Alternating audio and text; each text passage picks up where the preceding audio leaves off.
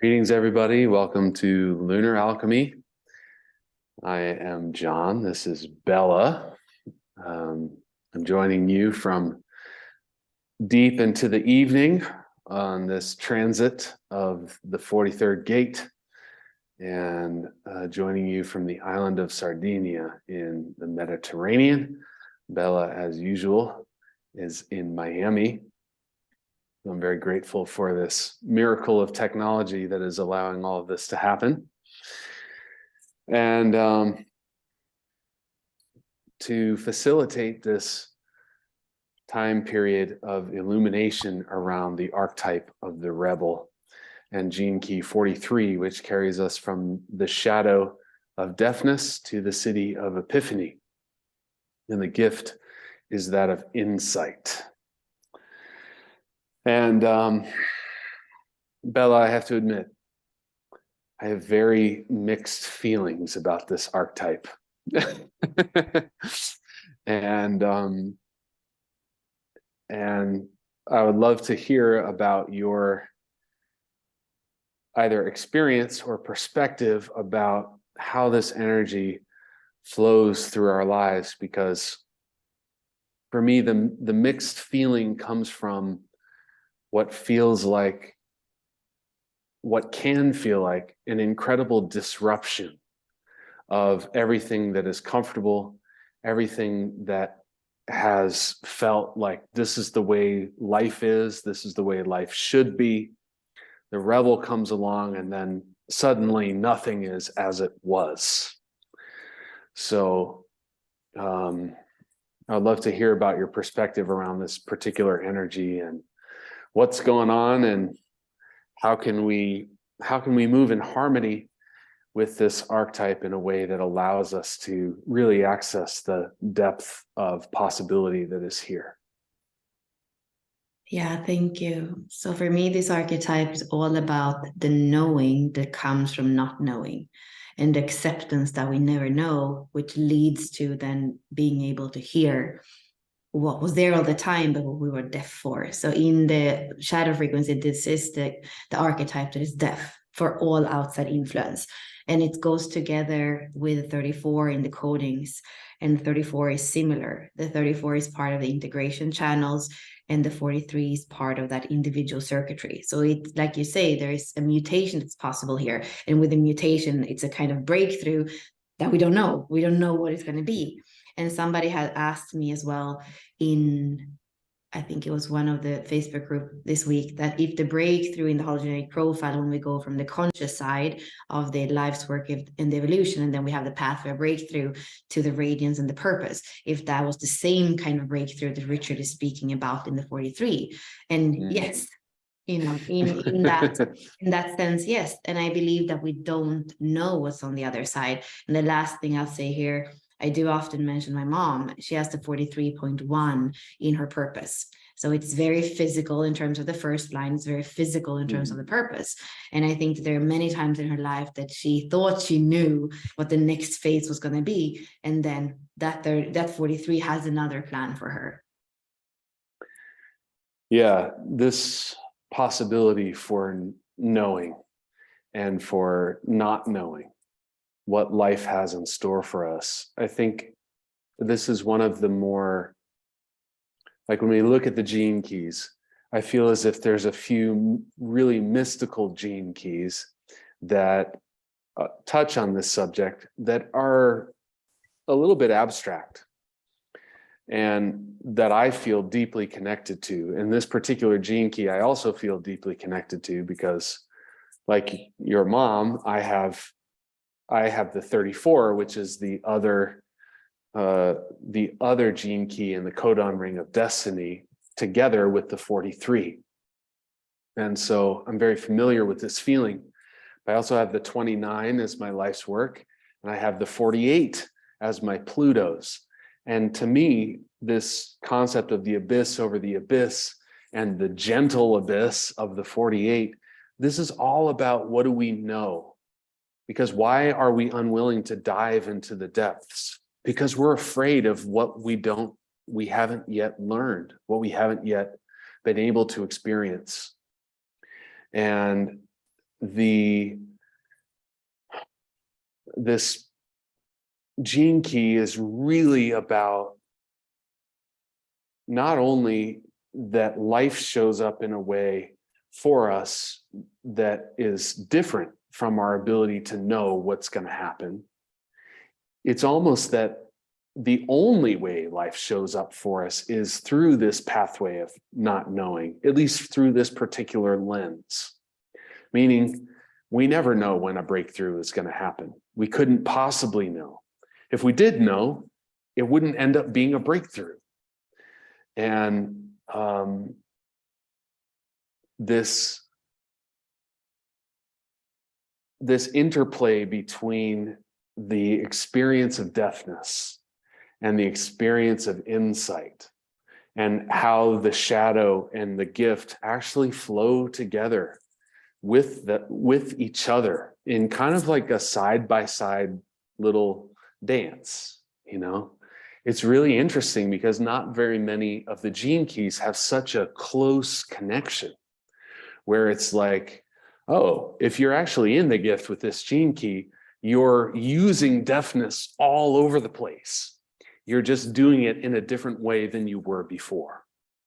And we don't often get to see that dynamic through many of the gene keys of saying like, oh, this is like where, like this shadow is such a beautiful like way of supporting our pathway.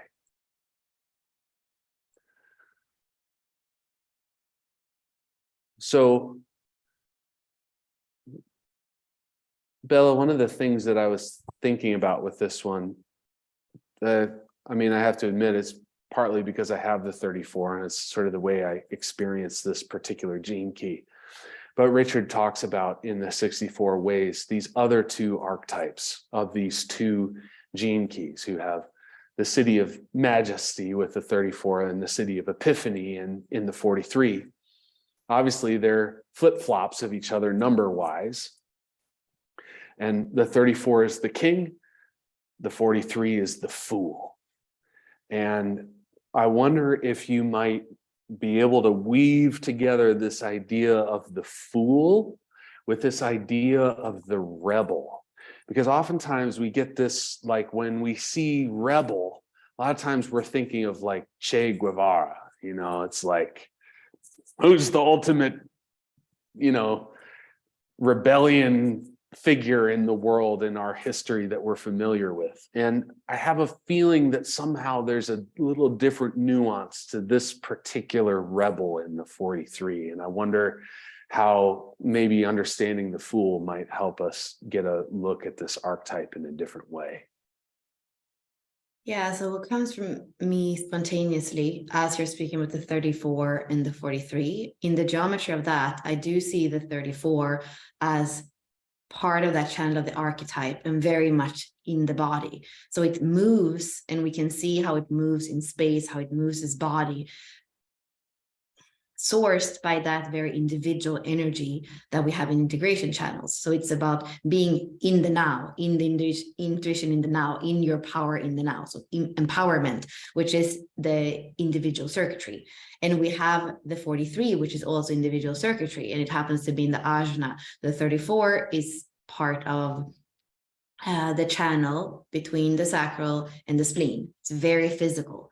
And then we have the 43, which is from the ajna, and it's connecting to the throat in the 23. And it seems to me that it's much more of an inner current, and that it's something that we don't really see. How do you see when somebody gets an insight? Maybe there is something in their facial expression, you know, that can give you a clue, but it's very much more an inner current. So it seems like this very individual energy of empowerment moving as you're moving in the world in the 34, and then moving inside of you, and sometimes kind of that lightning rod when an insight comes in the 43. That's the first geometry that I saw. And then you're speaking about the fool and the rebel, and I would still connect it to this individual circuitry, because there's some people that speak also about the 49 that we were speaking about a few weeks ago as a rebel, because there is a revolution in relationships, there's a revolution in the family, in the tribes, on how we relate. Here in the 43, we are in individual circuitry. So it's about the empowerment of you as a being, the mutation of you as a being. The mutation can only be individual. And that's also what we see in the integration channels. That's what made us be four-legged to become two-legged, because we were so aware, so in tuned in the now, so that we could evolve and survive, or survive and evolve, basically. So for me, the 43 goes together with the 23, and it's about, again, coming into your inner authority, and not only inner authority in terms of human design, but that inner knowing that you are your own authority. There is no external authority, which is also connecting to that 23, the harmonic gate. And I see that a lot with people that have the 23 and the 43 in their activation sequence, because they always go together. They're both programming partners and harmonic gates. So there is that here a coupling that is very, very tight between the 23 and the 43. And it's, for me, it's a fool and a rebel, because it's an energy that moves, and it's sourced again from the inside. It's not sourced from the outside. Even like what we can see in that coding of the 43 and the 34, it's something that moves in space, but where does it move from? It's moved from the inside. It's sourced from the inside. And I think that that's the fool. And it's somehow, again, that of not caring that you're a fool. And this channel, the 2343, we call it the channel of the genius or the freak, because you can seem like a freak or a fool when you move like that. If, maybe the way the customs that you have when you are in Sardinia, is gonna look like a freak or a fool. But if you move like that in Colorado, it's not a freak or a fool. So it's so much also about, it's a projected channel. So we know this in human design for projectors. Are you in an environment where you are recognized as a genius or as a fool? Are you in the right environment? Because it feels nice as a human being, even if you're a very individual, to actually be recognized, to actually be seen and invited, and part of something that can lead somewhere. Because when we listen to the 43 and the 23, that's when we're taken into the future, when we can be inspired by the same things that are inspired and moving in the individual circuitry.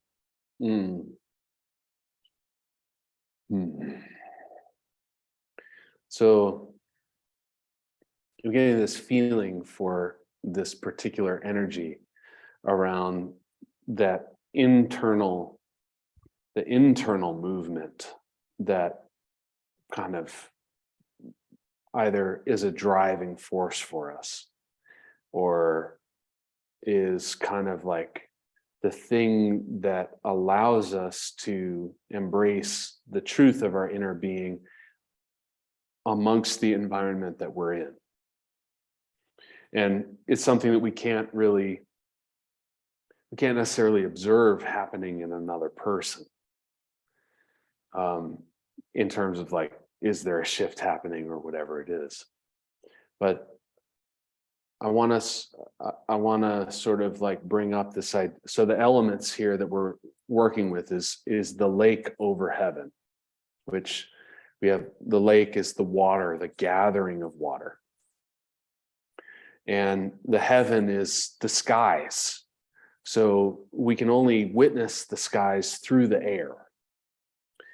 And when we have the waters above, the skies, this idea of breakthrough is that there's this amassing of energy, of water, that's going to like turn into a cloud burst and sort of just burst forth at will, suddenly, and without warning, and without our awareness of like, well, when is it going to rain next? We have no idea.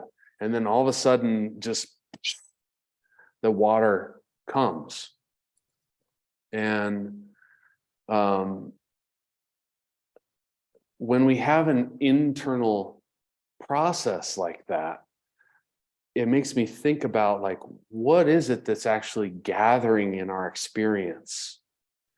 What is this movement that's kind of leading us toward the possibility of a breakthrough?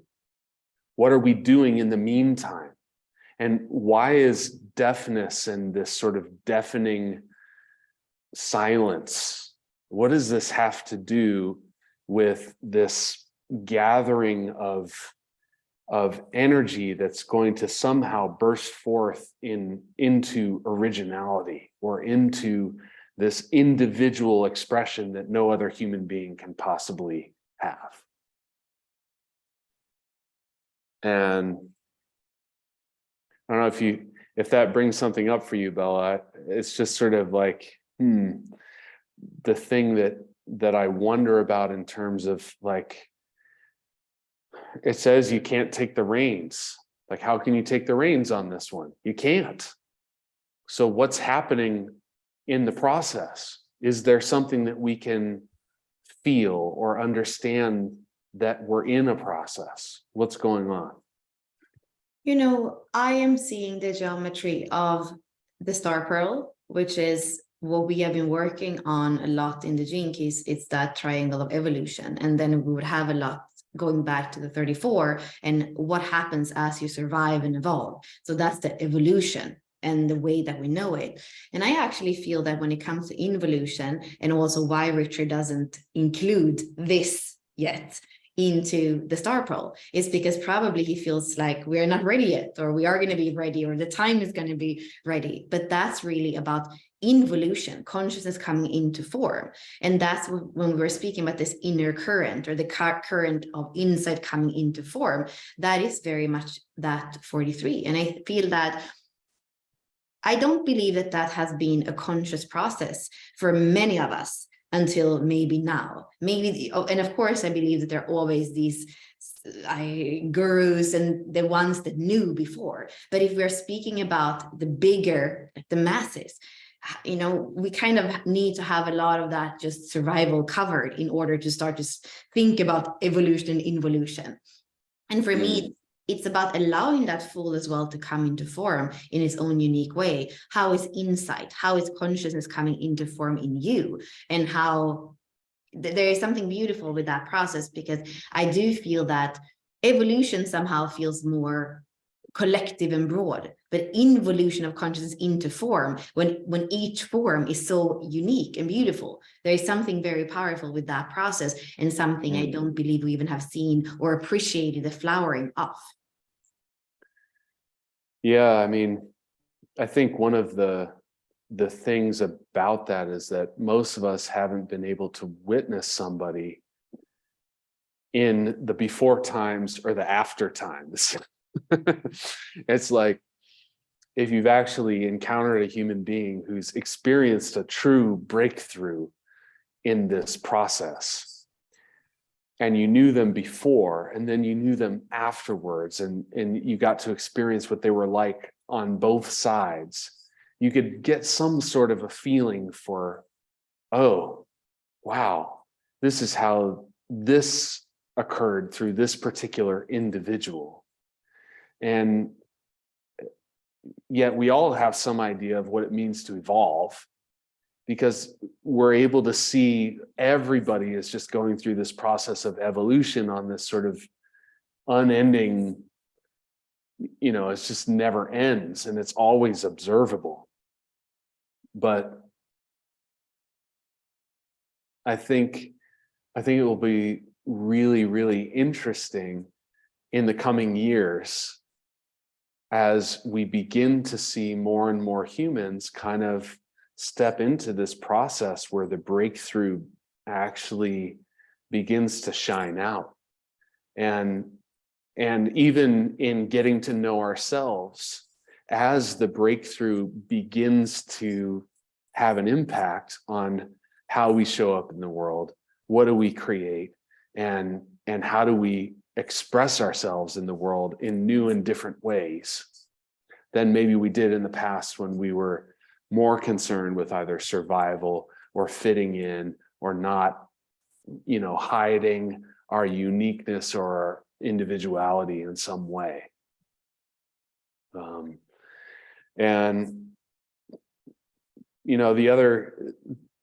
The other character who comes to mind around this archetype of the rebel is James Dean, because he was the Hollywood star of Rebel Without a Cause.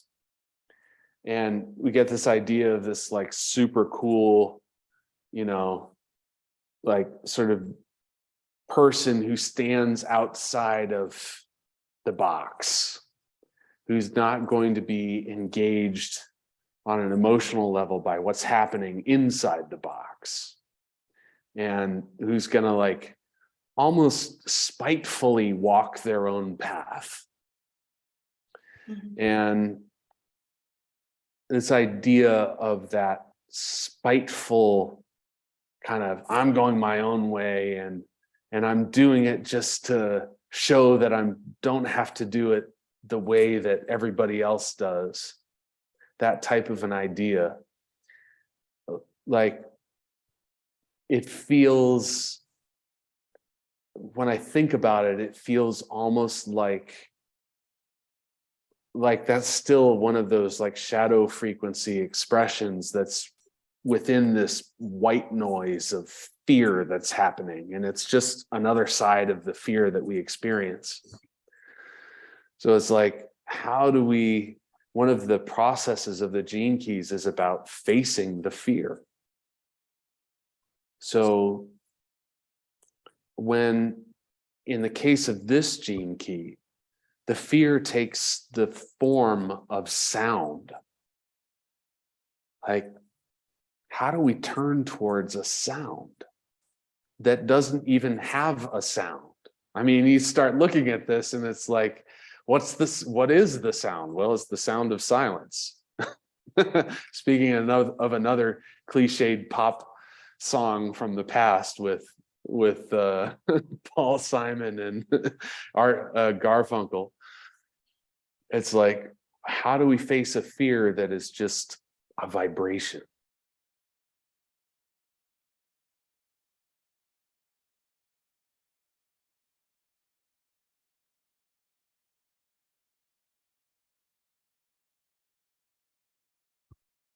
Yeah, I feel like there are many things that you said that I kind of like I'm taking notes on. I feel that the first thing has to do with gradual or quantum, because we are speaking about breakthrough, like we are here, and then there's a breakthrough, and then we're here, And I feel that there is something, and somebody was saying in the chat about the 100 or the 1,000 monkeys, or the effect of the monkeys, that suddenly they start to peel bananas or do something. And somehow I think that depending on how we look at it, there is definitely, maybe we see the breakthrough, but there is definitely a buildup, I believe, a gradual buildup until everybody starts to peel the banana. So in some way, I believe that there is also something beautiful with the 43, with the individual circuitry, even with the 22 and the poetry that comes in. Like, remember, we are speaking about the individual and the empowerment of the individual. And I believe that there is something in the process before the poet writes, before the insight drops in, before the struggle stops because the purpose is there. Like all these keynotes that I'm using, that it's part of the individual circuitry, I believe that there is also a gradual process of awakening, of evolution, involution that happens there all the time. So instead of looking for the big breakthrough, and I work with people, like every week I hear people like, oh, I just want to break through. I just want to. Well, there's something beautiful with the small breakthroughs that happen every second, all the time, as we're opening our ears a little bit more to hear the truth and the knowing that's already there. So I feel like that's important to bring in, that gradual opening, expansion, the possibility of that we have as individuals all the time as we're opening up more to our own empowerment. Yeah, it's like we look at that 100th monkey theorem, but we don't look at all of the monkeys who did, the thousands of monkeys who did experimentation around the exact same thing, but may not have achieved the ultimate solution of being able to use a particular tool in a particular way. Like, we don't look at that necessarily, yet that is still happening. And their process of learning is actually contributing to that 100th monkey collective breakthrough. And then once that happens, then all of those monkeys who may have been doing the experimenting along the way but never got the ultimate result, suddenly something clicks and they're like, oh, if I just do this. But we look at the theorem as if it's saying, well, the 100 successful monkeys had some mystical impact on the 100,000 monkeys, whatever it is. That's what our brain wraps itself around and goes like, well, I want to be the 100th human, you know? And we don't really realize that it's these other 10,000 monkeys who are actually like this far away from making the exact same breakthrough through their own process of experimentation, that when the breakthrough actually happens, it's barely even it's not even a quantum step. It's like a little tiptoe for each individual, you know? And so I love this idea of recognizing these minuscule breakthroughs as we're going through our own learning process through life.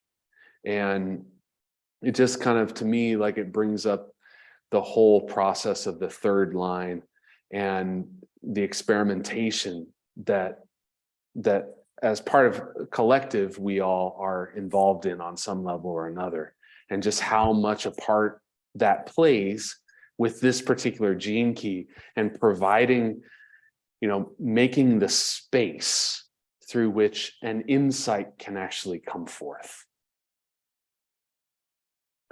So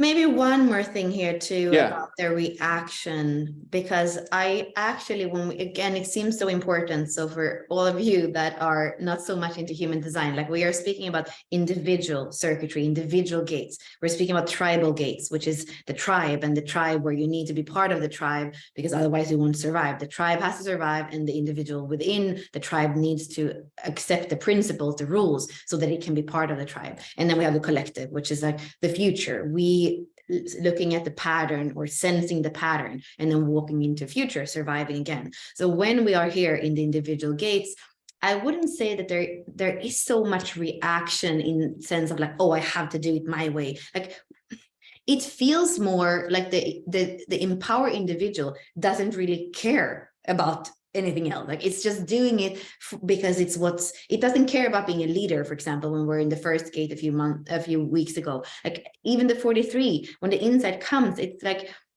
it's not a reaction towards something. I would think more again that the 49, which is tribal, kind of says, oh, I don't like the principles of this tribe or how this works. I'm going to do it my way and follow me if you can feel this new mutated way of doing it. But the 43, again, it's an inner current, it's the Fool. And when you are truly empowered, because the keyword is empowerment in the individual circuitry, you don't care about followers. You don't care about being with or against. You only care about that pulse, that orgasm, that movement, that thing, that spark in you. That's really what the individual is about. So if you find yourself in any of the gene keys or gates that are individual, caring too much about the other, because right now anymore, it doesn't have to do with survival. So for me, the true empowerment in those gates is to feel into what are you sparking about this gate, like ask that activation in you. What is that pulse or that spark?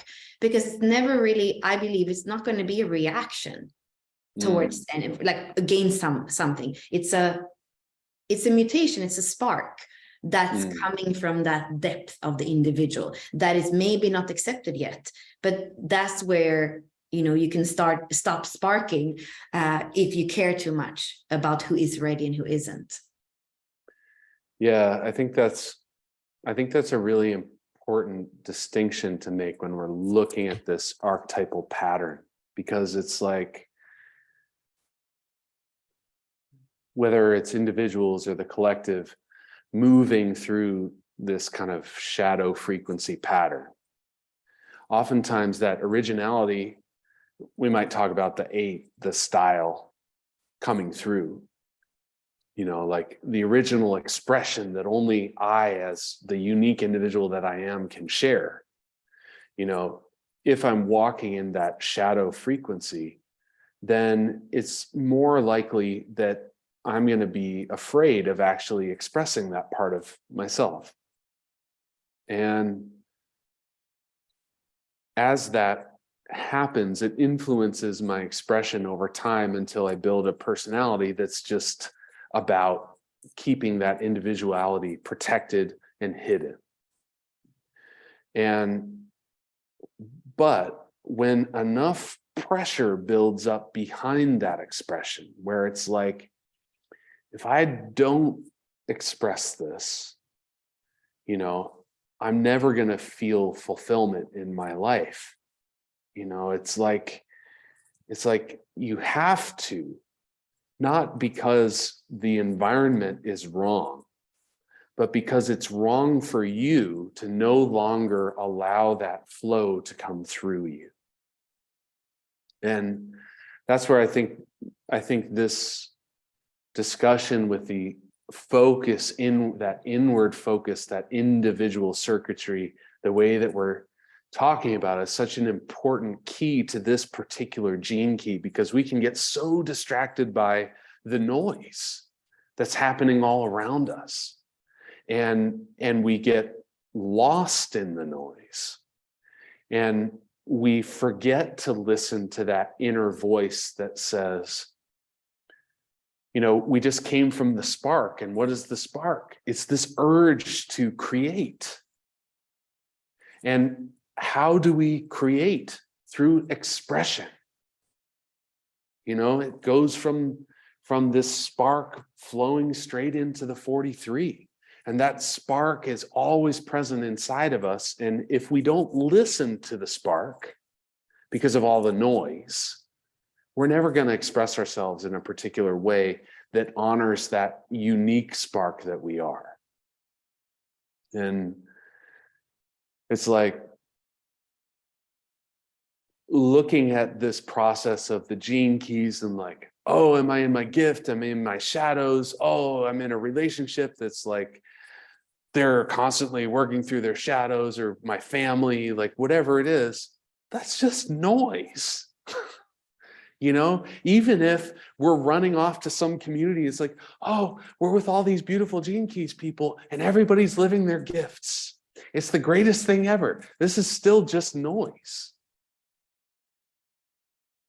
And it's like, oh, when we feel that process like moving inside of us from the spark into the expression and into what opens up from life, then it feels like something, Bella, I think you talk about really well and often, is that there's this living process happening with the gene keys, with human design. And it's not something that is a fixed ideology or a fixed kind of thing that we can just like learn with our minds, and all of a sudden it's just like poof, oh, now I get it. It's this thing that has to be lived and worked with as it changes and mutates and moves. Yeah, and I feel as well like everything moves to the same place, and I feel myself in repetition speaking about the circuitry every time, kind of simplifying and saying this is what they care about. And of course, if the harmonic gate to this gene key and also the programming partners at 23, it's simplicity. It's here, if there's anywhere where we want to simplify, it is here. Insight is going to come when we simplify. And I feel as well that looking at the 34 together with the 43 and that codon ring, the codon ring of destiny that they are making up, it still feels so simple in the sense that they are both here to allow us to crack through and hold more light in our bodies. And the whole thing of everything, you don't have to be into the G keys or human design or astrology. Like somehow for me, it is to feel into the body and the crackling effect that happens as we're allowing, like you're saying, that living energy. I mean, if you are alive right now with everything that is moving in the world and the universe, and you don't feel the cracking that's happening, and that is asking you to allow more light through, I mean, I think you're half dead or half numb, and that's okay too. But, on the other side of that, it is definitely that cracking that happens in the process of evolution, involution. And it's almost like we are not allowed anymore to say, oh, I just care about evolution, or I just care about involution. No, the Merkaba is happening in all of us. We have those two things, the spinnings in both directions, the in and the out. And for me, what happens with that is that we're able to hold more, we're able to be more transparent. And somehow, like you're saying, everything we sit here and say, John, is just noise. But really, if there is a deeper feeling into the process of life, maybe even with this presence that's here, when you come out of this conversation, or as you're sitting in this conversation, there can be a cracking in of a little bit more that can come through, a little bit less numbness and deafness, and a little bit more hearing life as it happens. And that's breakthrough in every single moment. Yeah. And yeah, I've been feeling this archetype for a little while now, and my experience of the cracking open, of the breaking through, of the insight, particularly when it comes into contact with an area that has been hidden from our awareness for a long time. This is why it's only happens in an unexpected way, because insight only happens from something that is yet unexamined. And so it can only happen by surprise. If we're aware of it and we're just ignoring it, well, that's being examined in a way. But oftentimes that cracking open in this place where there is unawareness, there can be pain. There can be intense discomfort in that cracking open. And through that pain, however, there's a process of aliveness coming into an aspect of our being that we may have never experienced before. And when we open up to that flow of life, it's like we can feel and do things that we may have never been able to do before. And to me, whatever it is that we have to go through in the breakthrough, I feel as if, I mean, it's kind of hilarious to say, but it's our destiny to experience that, because it's already built in. It's like we came in with all of these parts of ourselves set up. And that just means that our destiny is to allow these parts that are as yet unexpressed, as yet unenlightened, unexamined, unaware, to be cracked open, to allow life force to move through them. And that's how our destiny comes to be. And, you know, remaining in acceptance with that process, you know, can be quite the work for it. You know, So I feel Bella, like the recommendation for everyone this week, you know, insight is seeing in and feeling that inner current. So how much can you commit to yourself for that inner process? And actually, you're speaking about the cross as well that you have, John, and the cross where we are right now, or at least where we're going to be. I was looking at the cross, and it has the 43 and the 23 and the 29 and the 30, I believe. So it is that commitment to the inner process. And I can definitely feel how I somehow can feel pulled away from that focus. And I know that last week, because I had a lunar eclipse on my sun, and I was saying to people, you know, this week, I'll get back to you when I get back to you. And there was a freedom in that. And maybe that should be every Monday. I'll get back to you when I get back to you, because maybe to be committed to that insight, seeing in and hearing in first, and then knowing that when I can respond from an empowered place of my own process and my own crackling and my own holding light in the involution evolution, that's probably when I can be in presence with the other. But if I'm deaf or not completely in tune with that, how am I even responding in the world? Is it in the highest good for everyone? So I believe that there is a lot of outside focus, but how can we be more in the inside focus? And this is where the Black Panther again comes in. I don't see that the Black Panther feels bad about hunting or sunbathing or not caring about the other animals in the jungle. It's just part of that, the individual and the nature of the individual. And I believe that when we can be deeply individual and empowered as individuals, that's when we can go in and out of tribes and in and out of the collective. But somehow it starts with being empowered as an individual in order to also empower the tribe and the collective.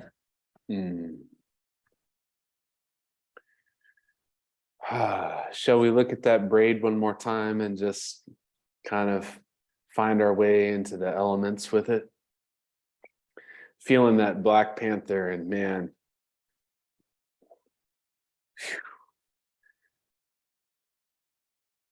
the dance between these two, it's just like, it's its own animal, that's for sure. So we have deafness is dissatisfied entropy. Insight is vital freshness. And epiphany is the bliss of beauty. So how can we see dissatisfied entropy in sonic terms, acoustical terms, Bella? Is there a way we can kind of understand what's going on there? I through feel this that braid? this is possibly, everything can go to the extreme. So somehow I feel that this is the dissatisfied entropy. I mean, knowing here that entropy is the first gene key, the depression of that aloneness, of feeling like there's no creativity and there's nothing, I'm in the void forever, and not being happy with that. There is something here, for me, in the lower frequency, there's a beauty with being an individual, but because we're humans and we're never happy, like I also believe that we can be dissatisfied with where we are.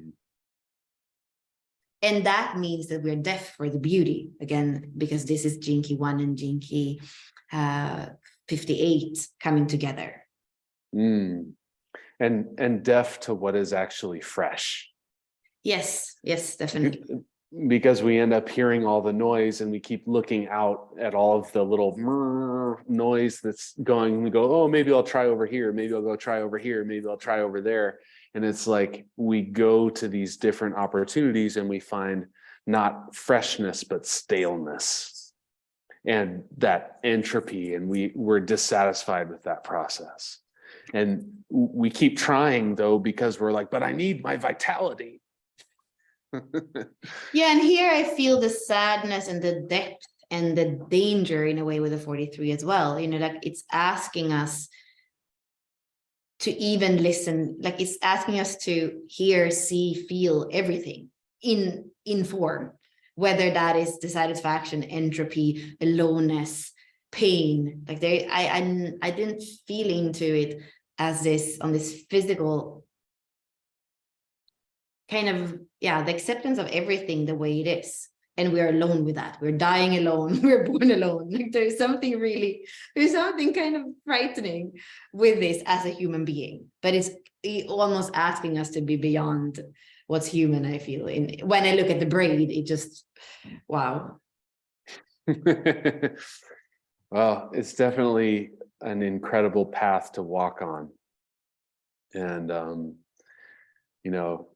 for anyone who has this particular gene key in your hologenetic profile or somewhere in your planetary placements, I bow down to your process because of the immense level of courage that it requires, and because of the incredible degree of fortitude that I believe is required to trust in your own individual nature in such a deep way. I think kind of the blessing also of this rebel archetype and its connection to the fool is that there is a certain amount of happy-go-luckiness that comes along with this energy when it's really totally embraced, that kind of makes the noise less important than it may seem to the rest of us. Who maybe don't have as close of a connection to this particular energy. You know, I remember when I first began contemplating archetypes, one of the first ones that I was completely drawn to was the Fool, because the Fool has this secret of the universe that almost no other archetype has access to. And for me, I thought, oh, how wonderful would it be to be the Fool, to truly not care what the rest of the society thought. And then I find out, you know, later on, oh, well, the 34 is my purpose. So I have this like king and fool relationship, but the king has to pay attention to all the subjects. Essentially, you know, like being able to respond to and listen to what we might call noise from the standpoint of the 43. And the 43, you know, it's like once you really embrace that archetype and you're just kind of like dancing along on your own path, the noise, you know, it's just not useful anymore. It doesn't make sense for you to pay attention to it. You might hear it, you may listen to it, but it's not going to do anything for you or against you. You're just doing your thing. And it's this kind of like, you know, it sometimes makes me think of how Richard Rudd talks when he's just talking about the gene keys, because he kind of exudes this sort of like lightness around, oh, well, you know, we're going to talk about the depths of human consciousness, but we're going to do it in such a way that it's like, yeah, it's, you know, it's kind of fun and it's pretty cool. And we're just going to be light and easy about it. And if, you know, it's this sort of feeling, and it makes me think of that fool archetype a little bit. And in a way that gives me a way to see, oh, that's the rebel, is that individual who's so deeply aligned with their unique expression that they're just willing to just lightly be with it and just flow with it and not let it kind of stop them. You know, John, I think this is what concludes this conversation, but really what that does is that it dissolves the core wound of rejection, because when there's no fear of rejection anymore, right? It just dissolves it, and you're back to your heart, which again is this middle pulse pillar mutation spark that happens. So it's very beautiful how the remedy is in the embodiment of this energy, the remedy for the core wound that it's coding for. Yeah, beautiful. Thank you for bringing that in. There's so many points that every gene key can bring into our awareness, and that rejection is such a big one. Yeah, we didn't even get to the point of talking about the seals and the 7 seals and how this is the 4th, and really serving as an opportunity to open us to what's possible through, whether it be our hearts as we see it that way, or this possibility for epiphany, which, you know, it's such a beautiful contemplation to bring into whatever process that we're going through. And when we have that idea of epiphany connecting into our heart and allowing us to like embrace the fool rather than suffer the fools, you know, be at the mercy of the noise of the world. There's such a such a beautiful gene key to explore. So thank you all for joining us for this discussion. We're going to go into our transmission to explore the building of the elements inside of ourselves that lead into the breakthrough of individuality. And maybe the breakthrough is more of a break-in. It's like, how do we break in? We've got to get inside somehow. So that's what we're looking at in this energetic transmission. And we'll look forward to meeting our members there and to seeing all of you again in a future discussion. Hopefully same time next week, but to be determined as yet. Sounds good. Thank you, everyone. Thank you all. Sending loving presence to your heart from mine. We'll see you next time.